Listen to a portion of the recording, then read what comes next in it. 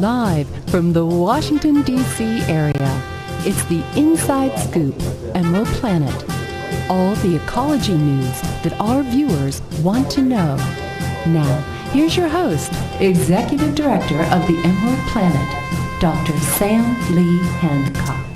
Hello and welcome to the Emerald Planet as we come to you from Washington, D.C. in the United States as we look around the globe in 144 different nations, looking for the 1,000 best practices, the technologies, the services, and the products that make a difference as we move through the 21st century.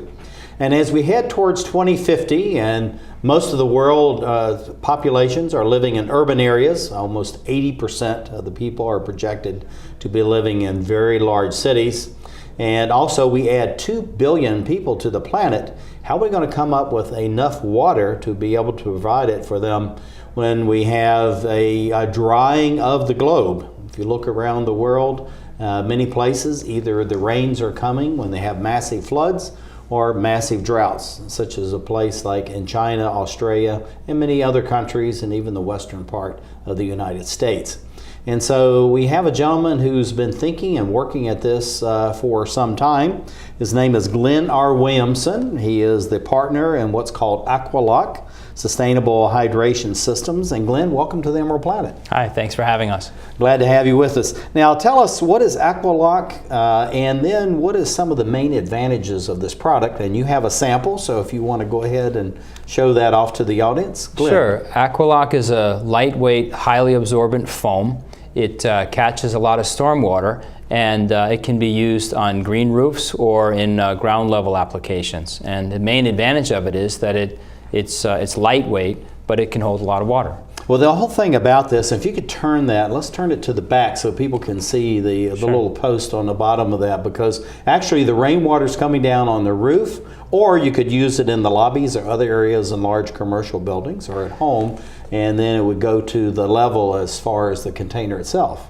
Right. The real advantage of the Aqualock in the roof application is that it's good for retrofits. So you can see in the slide that this is a hospital that wanted to have a green roof, but it's not strong enough to hold a traditional green roof. So the Aqualock allowed them to have many different kinds of plants in a green roof.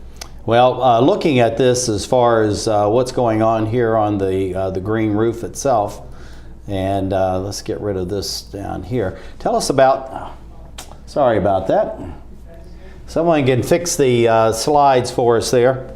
Anyway, going to the Aqualock itself and then putting the plants up there. Why have plants on top of roofs? Well, the roofs, the impervious area of urban areas creates a lot of stormwater runoff. And the older cities on the East Coast, it creates what's called a combined sewer overflow event, when the gushing water from a storm event overflows and overwhelms the sewage system. So putting plants on a roof, and a green roof that holds back, retains or detains that water, can make the sewage systems much more efficient, and it's cost efficient to capture the water at the source rather than trying to build something like a $2 billion combined sewer tunnel system, which they're putting in the Anacostia River right now, for example. So this is a way to try and be a little more cost effective and catch the water before you have to build a large gray system. A green system is a substitute. But I understand there's many more advantages to this, Glenn, than just trapping the storm water that's coming down and filtering the water and trapping the heavy metals and all these other kinds of things. It has to do with insulation, energy efficiency of the building. Tell us a little bit about those advantages. Yeah, one of the things that is interesting about green roofs in general, but we're trying to measure specifically with this product, is that you have to be able to afford the improvement that you're making on the roof. So to be able to quantify how much energy you're saving from the evaporation of the water, which is actually a cooling element on the roof. So we have some installations on DC fire stations where we're not just measuring the impact on the water quality with our installation, we're also measuring what's happening with the savings that they can achieve in air conditioning and lower electrical bills. Looking at this system that we have right here with the plants, and these are actually the trays where you have the Aqualock in it. How much weight is this adding to the building, and how do you deal with the building officials, the building inspectors, and the engineers as far as the weight loading of being able to carry a very lightweight product, but also once it starts filling with water, it's adding much greater weight to the roof itself? Well, that's one of the advantages of the product, is it fully saturated. It only weighs 15 pounds a square foot. A traditional green roof might weigh, say, 30 pounds a square foot. So almost double versus the Aqualock. Right. That can be a disadvantage for the Aqualock without the proper wind retention system, so we had to develop a system to hold it in place. But as far as getting the roof approved in the first place, it's not hard to have an engineer go out and estimate the potential load capacity of the roof, and then as long as you're able to show that your system is less than that, you can get the permit to put it on the roof. Yeah, and I tell you, it's just really interesting. This is an absolutely gorgeous photograph here with the U.S. Capitol in the background and the Potomac River. But looking at this, I would assume this looks like it may be in the winter time. So what are the advantages to have this type of roof system in the 12 months of the year, all 4 seasons? Well, in D.C., you're going to catch the stormwater throughout the year. Any green roof system is most effective when you have plants that are using the water or you have higher evaporation rates, which happens in the warmer months. In DC, from the energy point of view, most buildings have a lot more money that they spend on air conditioning. It's a warmer place down here. It's further south. So again, the benefit, there is some insulation benefit in the wintertime, but really most of the benefit is during the cooling months. From, say, April to September. But also looking at this roof, though, and going back to this, you can see how this would actually be trapping the water. So what you're doing is you're slowing down the velocity of the storm water, so it's just not hitting the roof, flowing down into the storm drain, and then coming out into tributaries like the local streams, creeks, or river, which can actually generate a lot of turbulence and actually destroy many of the river banks. Well, yeah, that's the issue with the combined sewer overflow. All East Coast cities are made that way. DC, Philadelphia, New York, Baltimore, they were all developed with this combined sewer system. So when you have a sudden rain, which can really be as much as, not even as that much more than an inch of rain, can trigger an overflow event. And the EPA has for years required cities to stop these events. The cities have been somewhat slow in coming up with solutions to it, but now they're really forced to. So you have cities like Washington or Philadelphia having stricter guidelines and trying to look at more performance-based regulations to find solutions that can capture more water. Now, looking at this looks like where you have, in essence, a roof that's completely covered with Aqualock. So what happens to the water as it fills up into the tray itself? Then it just trickles down the side, then it would go through the normal process of going down the downspouts or whatever the collection system is, and then out into the community? That's right. This is the DC Fleet Maintenance Building. This is down in the southwest part of DC in one of those combined sewer areas. So those Aqualock panels will actually capture 3 inches of water. We tested it with this ASTM E2398 testing program, and they'll hold 3 inches of water. So that's quite a storm. The water, if it overflows from that, will simply go to the normal roof drainage system. These panels sit on top of the roof, so they don't impede the normal flow. What they will do for the roof is they'll provide some protection, UV protection and other weather protection for the underlying roof, so they do tend to extend the usable life of the underlying roof. Yeah, looking at this, we were talking earlier about the winter months and how some of the better advantages are during the warmer months, but even in the winter months, this actually will keep maybe a little heat into that area and not have this severe freezing and thawing of the roof. You know, some weeks you'll have, snow, ice. The next week it's almost 70 degrees, so it's hard to know exactly what's going to be happening on a roof at any one time. That's true. Any green roof will provide a kind of insulation. This is a sort of interesting slide because we got a little ambitious with the plants we were putting on the roof at one of the engine companies, and my background is in real estate, it's not in horticulture. Mike McCarthy with Bell Nursery, he's one of the owners of the company, and they're the brains behind the horticulture, but sometimes they let me make the decision. So I put the ferns on this roof, which we need to irrigate them so that they stay viable on the roof. But what happened was, these are unplanted panels where the ferns naturally migrated on their own. So 2 years after we have the ferns growing in one section of this engine company roof, they've on their own started to reproduce on the unplanted panels. Yeah, you're talking about engine company. This is a fire department. Yes, a DC building. Fire Department Engine Company 12. And that's what you were talking about, how this really got started. You had a grant and you wanted to start working with the fire companies. And tell us that story. It's a very interesting story. Well, I got involved. People ask me, well, you're a real estate guy. How'd you get involved in this green roof stuff? And the answer is I was working on a study for the DC Office of Planning with the Michael Baker Corporation, and they do a lot of LID design work. They needed someone to do the financial analysis of stormwater incentives and what they could actually generate. So I helped them put together a model to show how you could pay for these improvements. And what I was trying to show is that the only way you could really do it is if you combine the various stormwater incentives with the energy saving benefits. Then you could have a break-even situation. And we came across the fire stations because it's an ideal building to work with. It's a two-story building, but the first story is a garage. Nobody heats that or cools it. The second story is a dormitory. Firemen sleep there. Firemen fight fires. Fires are hot. They crank the air conditioning. Those buildings tend not to be very well insulated, so adding the Aqualock or other green roofs to the tops of those buildings not only captures the stormwater, but gives you a great way that you can actually measure what the impact is on the energy. Mm-hmm. Well, looking at this is a downspout, and here's some of your plants. And so this is a way that actually even the local homeowner or people in the community actually could use the product. Yeah, it's less expensive to manage stormwater at the ground level.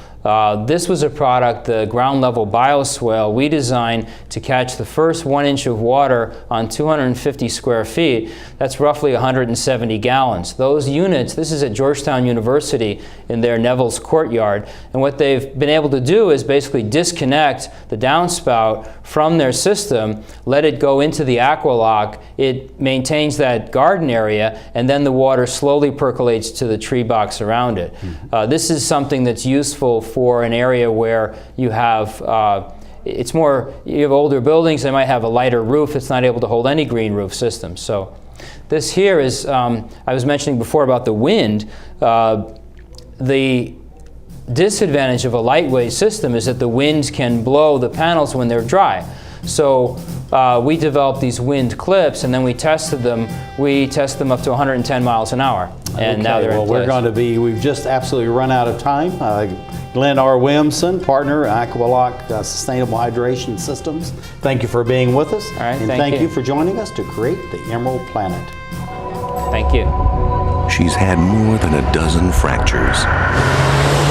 And in the next few years, she faces 2 major surgeries to strengthen her fragile bones. She's only 10 years old. Most people don't worry about fragile bones until late in life. For those with osteogenesis imperfecta, brittle bones are a concern throughout their lifetime. Find out how you can strengthen this child's future. Diabetes is a killer. After I was diagnosed, I didn't feel sick, so I didn't listen to my doctor. Then it struck. I had a heart attack, then a stroke, and I was only 49. Most people with diabetes also have high blood pressure and cholesterol, which can cause severe heart damage. In fact, 2 out of 3 people with diabetes die from heart disease or stroke. Don't let diabetes destroy your life. Call for your free diabetes survival guide. Choose to live.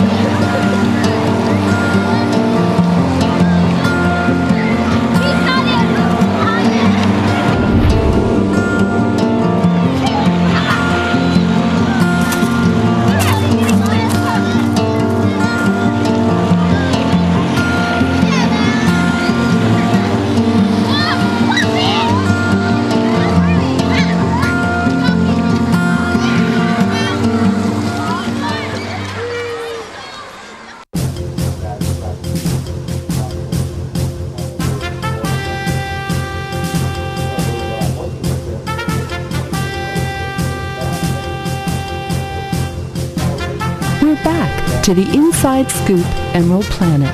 Here again, your host, Dr. Sam. Hello and welcome to the Emerald Planet as we come to you from Washington, D.C. in the United States, and we're looking for the 1,000 best practices, the technology, the services, and the products that are actually being used, implemented, or developed in over 144 different countries. And we're doing this because as the globe goes to 9 billion people, yes, 9 billion people by 2050, and a vast majority of these, over 80%, will be living in urban areas, how are we going to be able to provide the basic infrastructure, the food, the fuel, the fiber, education, health care, transportation, and of course water. Water, the very staff of life, is one of those issues that we're faced with. And there's a number of ways of getting at this. We've talked about a product called Aqualock, which actually you put on roofs, can even go on the ground to be able to trap vast amounts of water on commercial buildings in most cases. And then the slow release and or to even grow plants, possibly even food at 16 or 20 stories in the air. Also, there are a number of plants that can be used to actually bring about water, air, and soil quality. And one of our guests who has what's called Organic Living for All, this is Jay McFall. She's the president, also a master gardener through Florida State University, and she is coming by telephone. And then sitting beside me is Glenn R. Williamson. He's the partner in Aqualock Sustainable Hydration System, and he's here in case we lose Jay by telephone. So Jay, welcome back to the Emerald Planet. Thank you very much, Dr. Sam. It's great to be back. Well, and we're looking at your photograph and these huge carrots that you have here. I don't know how much they weigh, but those would make up a whole stew pot. So thank you for sharing that. We're going to keep that up. And then also we have some of the photographs.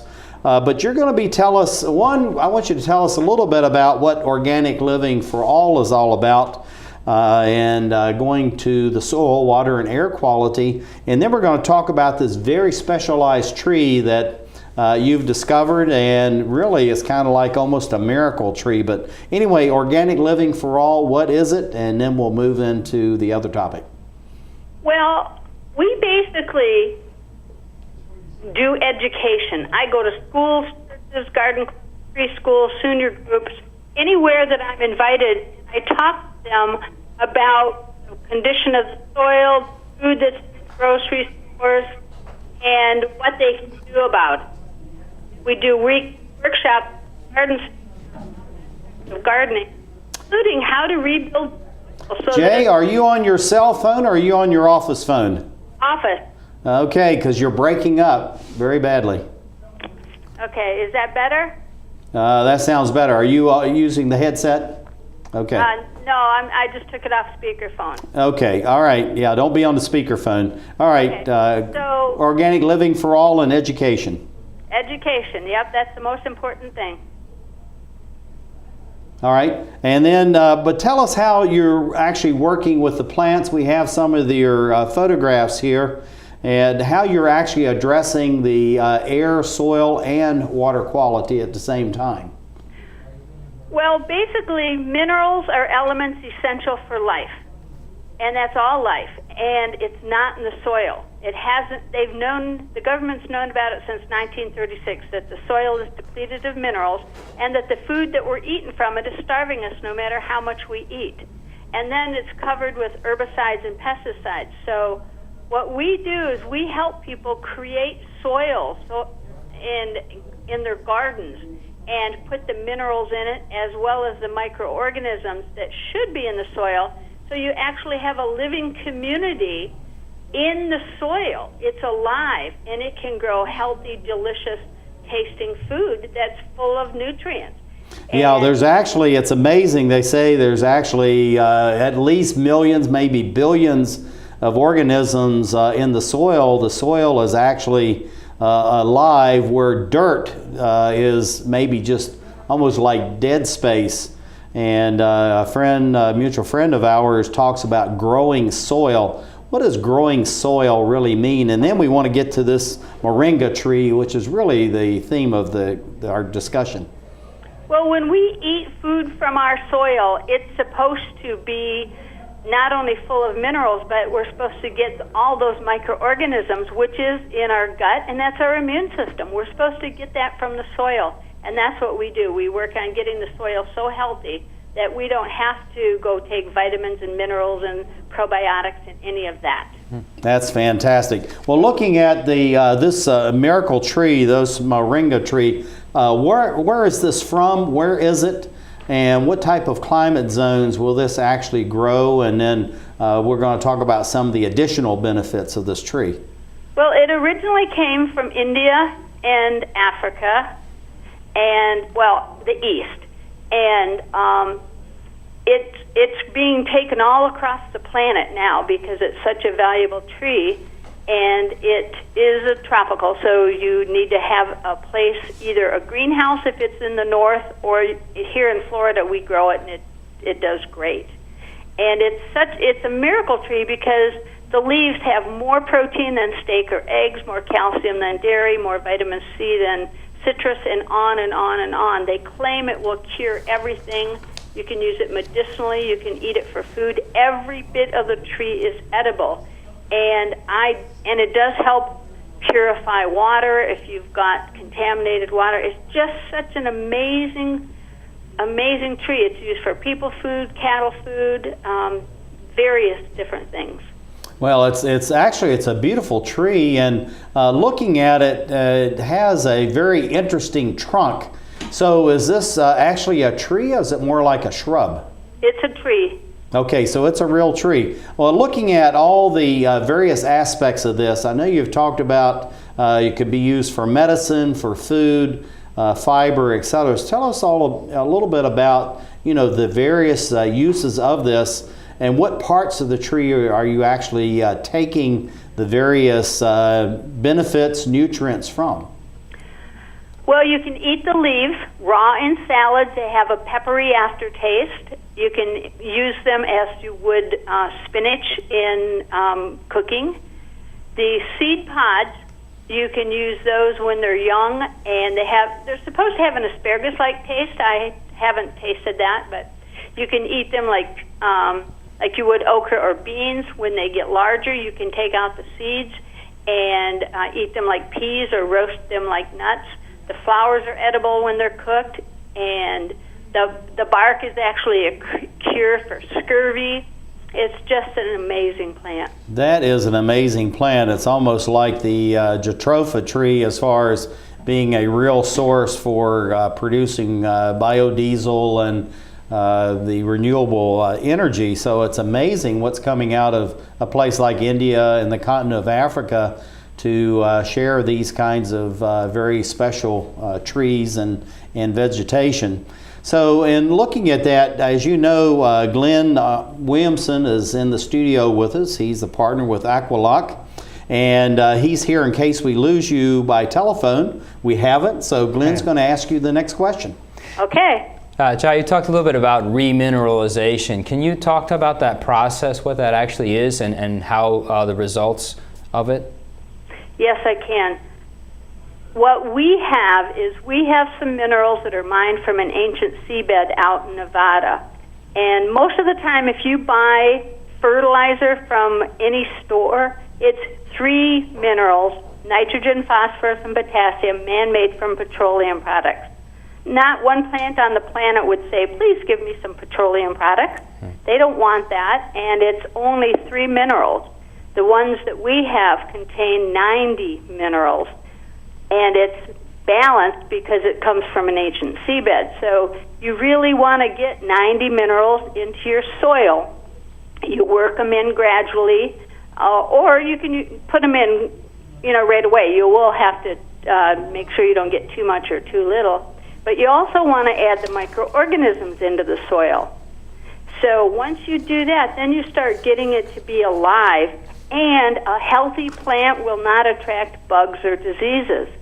So if people are having problems with bugs attacking their plants, when a leaf gets stressed, it turns from a complex carbohydrate into a simple sugar, and the bugs attack it. So do the diseases. And so that's how you can tell if you've got good soil, if you're problem plants, you need more minerals and more microorganisms. Well, we're showing your sign here. It says grow your own food, and I know this is a real movement among people living in urban areas, and of course in the United States that we have about 80% of the people already living in concentrated urban areas. I guess on the planet, 54% of the world's population living in cities. So it's really important that we know how to grow food and to be able to take care of our families. So looking at this giant head, I think, of cauliflower here, these huge carrots that we have in your photograph, what kinds of things do people need to think about living in urban areas as far as being able to grow their own food? They don't need a lot of space. You can grow in vertical towers. You can grow in pots right on your back deck. But you do want to get some decent soil, and you want to put in the minerals and the microorganisms and plant the right plants at the right time of year. That's probably one of the biggest problems, and they do need water. And now, we were going to talk about biochar, right? Yes, that was really the next question. I want to bring up the next slide that we have here at the same time. Okay. Go ahead. So biochar was actually created by the Mayan Indians 6,000 years ago in the Brazilian rainforest. And you can go down there and still find that beautiful black biochar down there. It lasts a long, long time. And it's now made from wood chips, palm fronds that would be going to the landfill. So it's good for helping keep things out of the landfill. It keeps the carbon, which would be released as carbon dioxide, in the soil, so it minimizes the carbon dioxide emissions. Jay, we're going to lose you in about 15 seconds or so. And so what do you see for the future of your Organic Living for All? I see people waking up and realizing what's really going on and them taking charge of their life by growing their own food organically. Well, I think that's actually an excellent summary, and we were going to try to talk about the Dirty Dozen, but we didn't have enough time to do that. But anyway, we had Jay McFall, who was the president and master gardener of Organic Living for All out of Florida, and right beside me, Glenn R. Williamson of Aqualock. And thank you for being with us as we look around the globe to create the Emerald Planet. Art, a universal language, an expression of culture, of self. And now, thanks to Empowered Women International, a way for emerging and established immigrant and refugee artists and artisans to find hope to earn a living while enriching the lives of all of us. Empowered Women International, making a better America every day. For more information on Empowered Women International's educational programs or to make a tax-free donation, contact C. Fripp at AOL.com.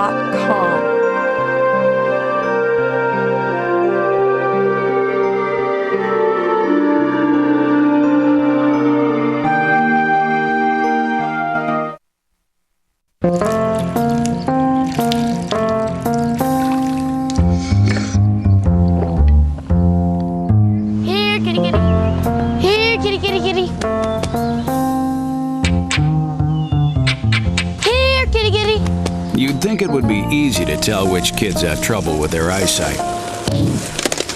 But that's not always the case. Even though 1 in 4 children may have a vision problem, eye doctors tell us the symptoms aren't always so obvious. We do know that 80% of all childhood learning is visual. And without good vision, kids can have trouble learning to read and may fall behind in school. For clues on how to spot the real-life signs of childhood vision problems and what parents can do, visit checkyearly.com. A public service message from the Vision Council of America and Reading is Fundamental.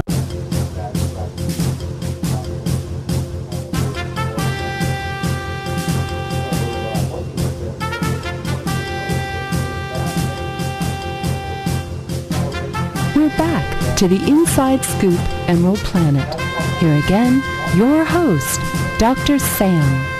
Hello and welcome to the Emerald Planet as we come to you from Washington, D.C. in the United States as we look around the globe for the very best practices that are going to make a difference as we add 9 billion people on the planet by 2050, increasing from the current 7 billion to 2 billion as we move to that time frame. And possibly by the end of the century, there could be as many as 12 to 13 billion people on the planet. So again, the question is how do these people have an actual increasing level and quality of life instead of just trying to exist? And so it's something that we need to look at, whether it's in the developed world or developing nations, which are called emerging market countries, and how we're going to be able to provide the food, the fuel, the fiber, all the basic infrastructure, as well as the water. And someone is taking something that's almost like ornamentals and turning it into something that can enhance the use and the harvesting of what's called rainwater or rain harvesting.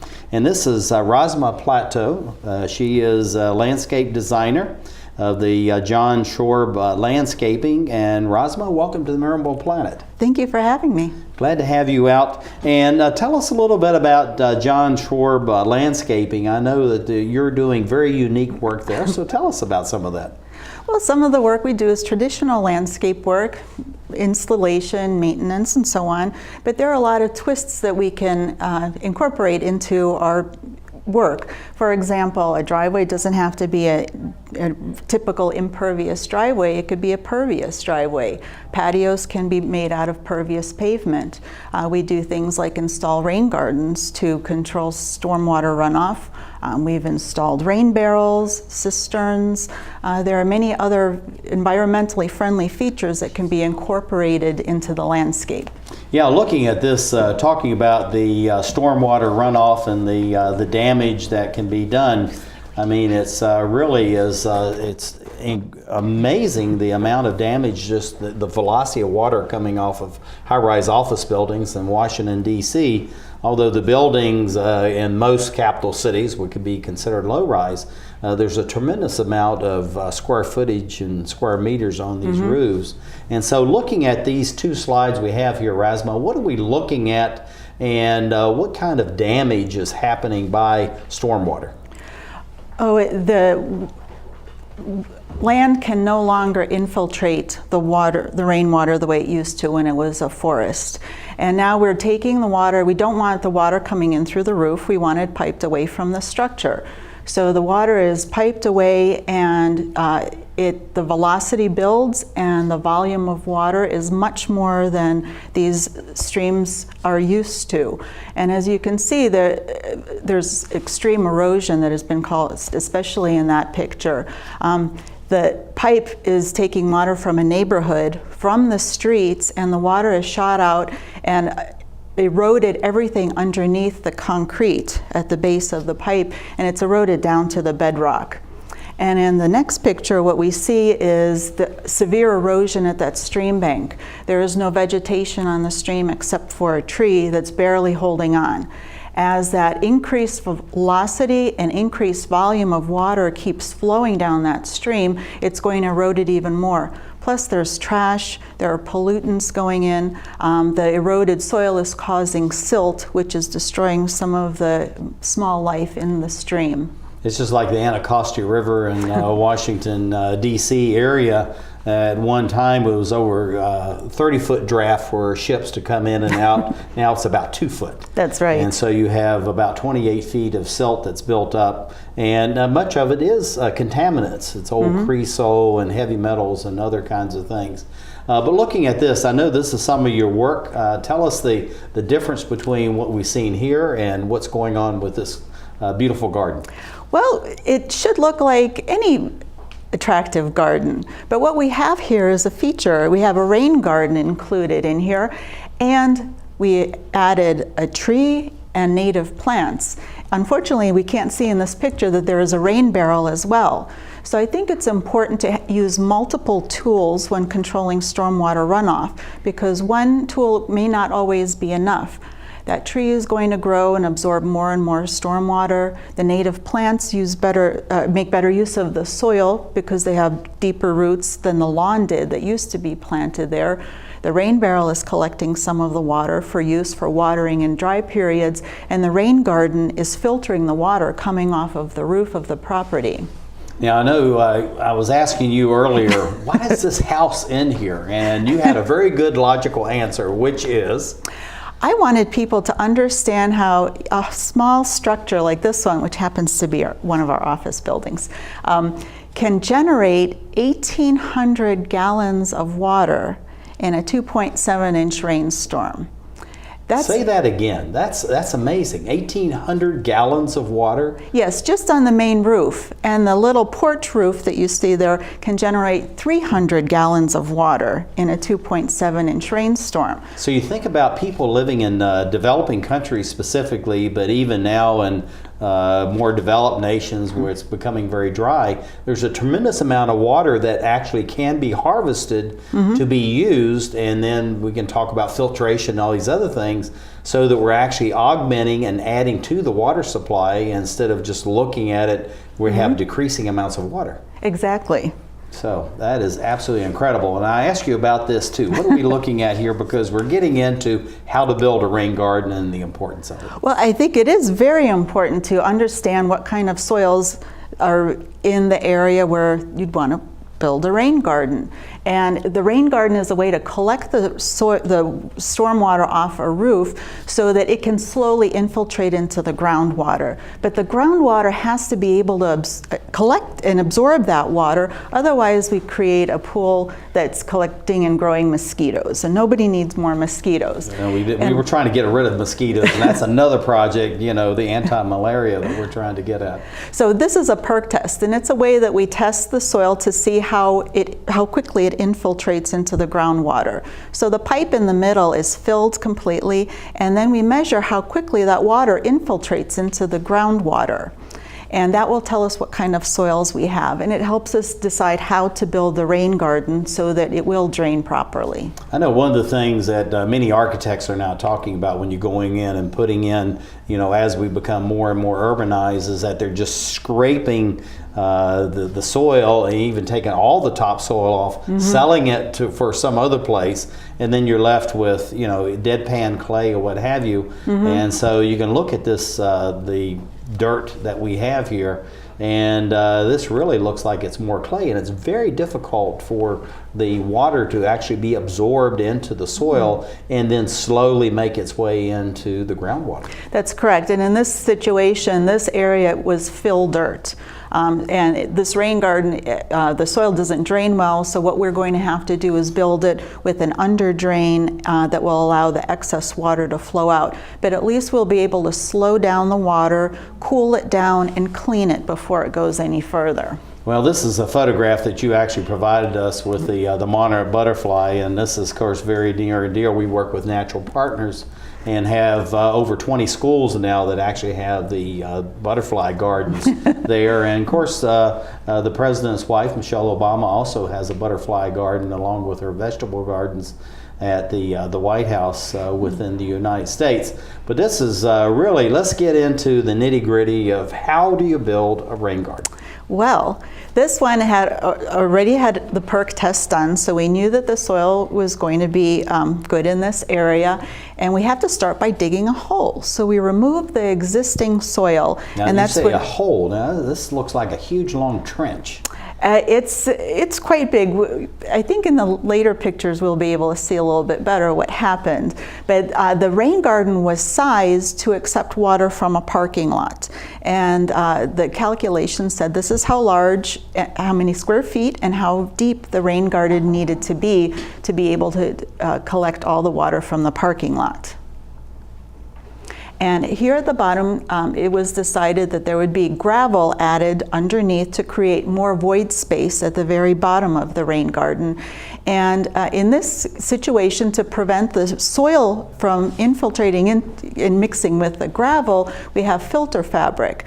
This was done about a year ago, and they've changed it. So now, instead of putting filter fabric, we're putting a smaller layer of gravel called the choker layer, which is going to prevent the soil from seeping down into the larger gravel area. And what you're doing, and once you put in this gravel and also the fabric, or depending on the style of how you build this, does this then allow the water to trickle out through under all the soil that we are looking at here?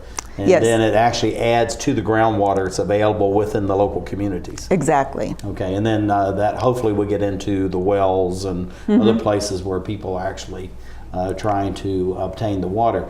Okay, what are we looking at here? The soil mix has been put into the rain garden, so everything has been filled in. So now we're going to start doing some of the pretty things.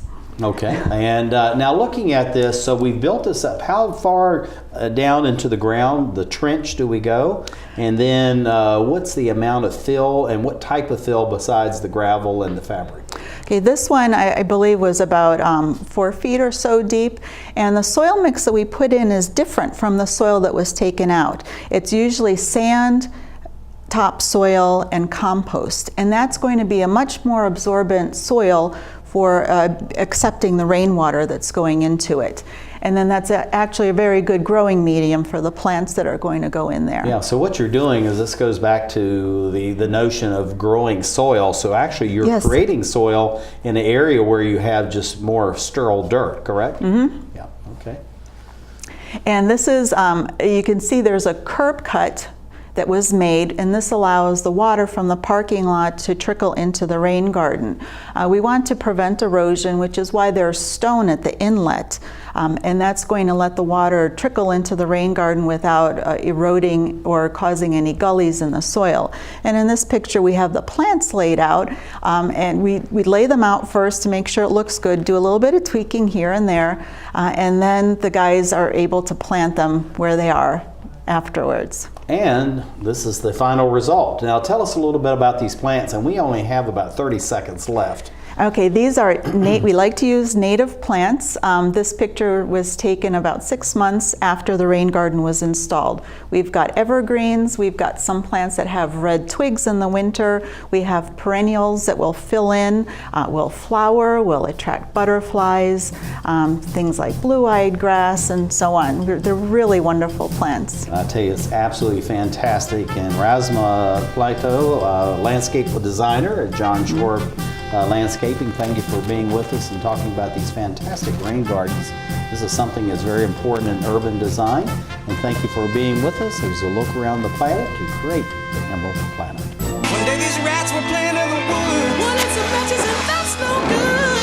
Listen to smoke before you give it a try. Only you. Don't play with matches, don't play with fire.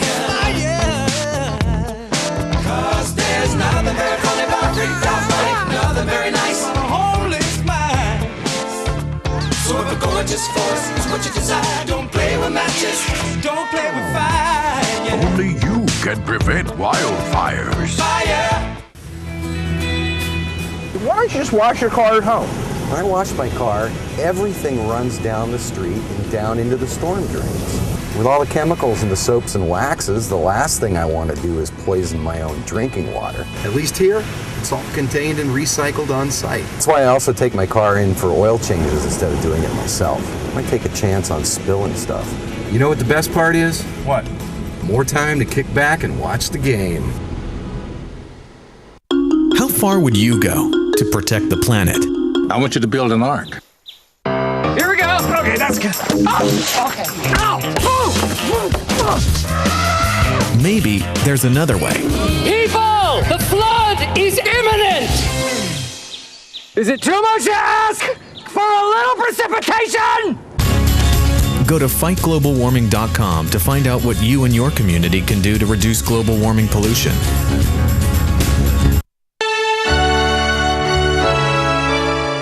Somewhere around the world, there are men and women of the armed forces risking their lives helping rebuild communities after natural disasters, collecting toys for needy children, tutoring kids in school. These are your sons and daughters who work to keep us safe, secure, and free. Dedicated men and women who put their country first. Saving for retirement might be easy for some folks, but for others, it might take a little more work. And for those who haven't started, there are still things you can do to catch up. Oh, that is good news. Like getting out from underneath past debt. And don't get wrapped up with high-interest credit cards. Well, hello, welcome to the Emerald Planet as we come to you from Washington, D.C. in the United States. I'm Dr. Sam Hancock, President and Executive Director of Emerald Planet and Director and host for the Emerald Planet TV. We're looking around the globe in 144 different nations, looking for those 1,000 best practices, the technologies, the services, and the products that are making a difference as we move through the 21st century. And as we go to a planet with 9 billion people and adding 2 billion just between now and 2050, how we're going to be able to provide all the basic needs. And of course, the number one need is water. And so we have a gentleman who is actively working at this, has done a fantastic job since we first met of designing and expanding the product line as far as rain barrels and cisterns and other technologies are concerned. And he's going to be sharing some of that. Barry Chinkin is the president CEO of what's called AquaBarrel. And I guess aquabarrel.com, so people know exactly how to get a hold of you, Barry. And welcome to the Emerald Planet. Thank you. It's a pleasure being here. Well, we have a rain barrel sitting right in front of us, but if you'll start off with AquaBarrel, just the name and what the company is chartered to do, and then we're going to go right into the technology. Let's go for it. Thank you. Aquabarrel.com came about because of my own personal need when I was looking and doing some research on rainwater harvesting. And I found a number of flaws in the designs that were in the marketplace. So as I overcame those design flaws that I found in other systems, lo and behold, here came a rain barrel business. I was helping other people to figure out how to solve the exact same flaws or work around the problems that a lot of these designs had. So we got into the business of providing those parts and pieces. So when people come to aquabarrel.com, what they're finding is not only finished product that they could install rather quickly and easily themselves, but for those people who have a product that doesn't function very well, we've got all the parts and pieces that they need to bring it up so that it functions much better. Well, I was just absolutely, it was you and I were talking about it earlier before we went on. It's just amazing how your product line is expanded, and it's just hundreds of different parts and pieces right now, but it's incredible kinds of things. So let's start with this very simple rain barrel. We have on the in here what it actually looks like installed at someone's home, but tell us just about how does it work? Well, this one's probably one of the easiest ones to install. One of the biggest problems that we have encountered in developing rain barrel products and looking at other products in the marketplace is that people are absolutely, they're so afraid to cut their downspout. So we looked at that and said, well, would you drill a hole in your downspout? And they said, yes, we'll do that. And they said, well, what size drill bit do we use? I said, don't worry about that. We'll put that in the package too. So essentially what they get when they purchase this particular 60-gallon product is that they're able to simply drill a hole into the downspout. There's a diverter dam that goes into the downpipe that will capture the water as it comes down the downpipe, route it over to the bucket. Once the container is full, water follows a path of least resistance, so it won't overflow the barrel. It continues down the existing downspout. That's what makes this one unique. Yeah, looking at this, and then of course we're really talking about how do we actually enhance and expand the availability of mostly potable water. We've been talking about gardens and how you deal with storm runoff and all that, but really around the globe people are wondering how do we get water, because the aquifers are being drained more and more as we add more people to the planet. It's becoming drier in most areas of the world. So how can this actually add to the amount of potable water, and how do we address that issue as far as something that people can use not only for gardening, agricultural, food growth, but also to have something to drink? Well, I think as we go into the future, the products that are on the AquaBarrel site are designed for the average do-it-yourself rain harvesting project. The next thing that's coming down the line it's in California, it's slowly working its way to the east, is that there are filters. There are UV filters, for instance, that will help to change the structure of bacteria. So if you ingest something like Giardia, you won't get sick. So there are products in the marketplace that are slowly coming to the East Coast. And one of the other bigger challenges are the plumbing codes. We don't have good plumbing codes in place because the municipalities currently identify rainwater as a stormwater product. So until they can change that definition, that's when we're going to be able to start doing some rainwater harvesting to the potable aspect of this. So what we're looking at then is it's a number of things going on. It's just like creating new green businesses and new jobs, because the industrial development, we had these massive industries, and then all of a sudden now we're going back to where it's almost like mom and pops and a small individually owned that we had at the turn of the century between the 18 and the 1900s, not the 20 and the 21st century. So it's something that we really have to get into. The aesthetics. Very much an issue in a lot of cases. The gallon or the unit that you're looking at on screen, there happens to be a paint. Krylon makes a paint called Fusion that will adhere to high density polyethylene, of which many plastic barrels are made from. So designing, getting creative, we have instructions on the aquabarrel.com website under the Learn More section to help beautify some of these traditional 55-gallon drums to make them look a little bit nicer next to the house. Well, okay. And now going into actually installing these, I understand that this is something that people can, as you said, do-it-yourselfers can do it. Also, yourself and others actually can come in and install these for people so that they can actually expand the amount of, I guess you would call this gray water, it's coming off the roofs, and then how you use it around the house. So what are some of the varied uses besides just watering your garden? Well, and that is, quite honestly, the most common uses. People want to know if they can do irrigation with it, and that's the most common. At my place, we also have animals, so the animals are getting that water. The municipalities are mostly concerned with volume and velocity, as Raja has indicated. The challenge is we've got so much water in these very dense urban centers that we've got to do something to calm that storm surge that's happening. So when we're doing a typical installation, what we're doing is removing about 2 to 3 inches of topsoil. Remember, we're dealing with 8 pounds a gallon. And when you got 60 or 80 gallons or a couple hundred gallons, that's a lot of dead weight in one space. So we want to excavate out some space, put down a gravel base, then we can put our patio blocks down. So now we've got a nice secure base for just about any container to live on. And then we can put the container on that. Okay, and this is what we're seeing in this exactly. Photograph here. Now, I found this very interesting. We're talking about water harvesting, and all of a sudden I get to the photos that you sent over to me, and I see snow. So tell us about this. Well, in this particular image, this is an 80-gallon container. I designed this a number of years ago because one of the challenges that I continually see in cold weather climates is many of the containers will freeze, crack, and now we just have something going back to the landfill. So this particular design is that we rotate a dial and the water bypasses the tank and continues on a bypass. Many of the smaller containers are not designed for year-round Northern Hemisphere. We're in Maryland, we have freeze, we have that type of an issue, so we definitely need that water to bypass the system, and this is one of the products that will help us to do that. And so this what you're doing there, Barry, is you're actually making this a 12-month of a year product that can be actually used or useful to the homeowner. Yes, because today we have a 75-degree day outside, it's the middle of December, and it's raining. So there is an opportunity to reduce volume, reduce velocity, even in December, because we're still hooked up. Many other systems are taken completely offline, or they're told turn the barrel upside down for the wintertime. So we've lost a real opportunity to reduce some of that volume and velocity even during the winter season.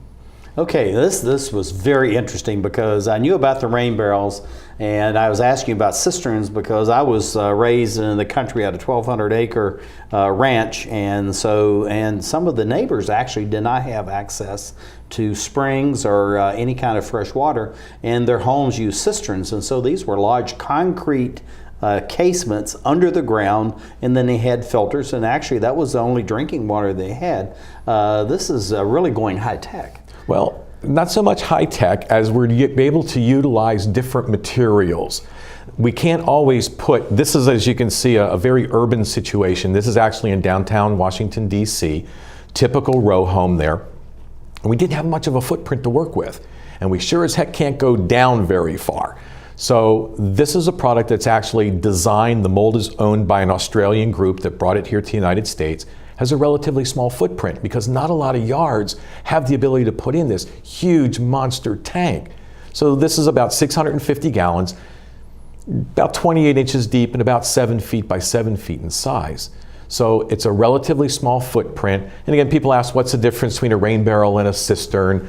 And there isn't really a magic answer. We just try to define it by size, by volume. I was going to say by volume, right, by the number of gallons. And then we come back to the traditional rain barrel, and then this is also putting in the diverter, the bypass, as you talk about it. So how long would it take a homeowner to come in and install something like this? And throughout the warm months, middle spring all the way through late fall, how many gallons typically would go through one of these things and then end out being used in the yard or maybe somebody's vegetable garden? The most amount of time that's going to be spent is building the base. If you have a secure level base for that to live on, and that's going to take you anywhere from an hour to 3 hours to construct. And once that's done, now it's a matter of either severing the downpipe with a hacksaw or with the other unit drilling in and putting the diverter dam in. It's literally that fast and that easy to install. Now you have 3 different looks, 3 different styles here. Are these different materials, or is it just a different style to so the homeowner can say, hey, this fits better into my garden or the style of my house? How do you choose what is the best rain barrel or cistern? I think in most cases it comes down to aesthetics. Okay, it's the eye of the beholder, is where all beauty resides, and we're going to go through this. But I did want to get to this. This is tremendous. This is what, about 1,000 gallons? That particular image is of 1,000 gallon. It's called the Rain Pillow, designed by some folks down in Atlanta, where they have crawl spaces. They don't have basements and they don't have a lot of free space in the yard.